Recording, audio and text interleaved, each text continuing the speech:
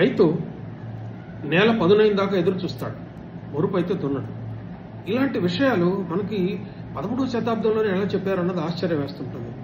వరపైన చేను దున్నకు, కరవైనను బంధుజనుల కడకేగుట ఏగుకమి, పరులకు మర్మము చెప్పకు, పిరికికి దళవాయి తనము పెట్టకు సుమతి అంటాడు.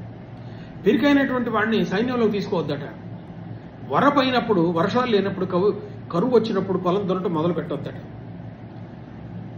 అట్లాగే కరవైనను బంధుజనుల కడకేగకుమి, కరువు వచ్చినప్పుడు బంధువుల దగ్గర అసలు పోకూడదట. చాలా కష్టం అన్నమాట.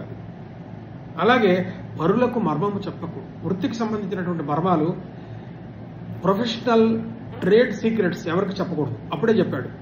అట్లాగే పిరికికి దళవాయితనము కట్టబెట్టద్దు, పిరికైనటువంటి వాడిని యుద్ధం పంపని చెప్పడం కూడా చాలా తప్పని చెప్పి ఎప్పుడో చెప్తాడు. ఇప్పటికి కూడా ఈ పనికొచ్చే విషయాలు.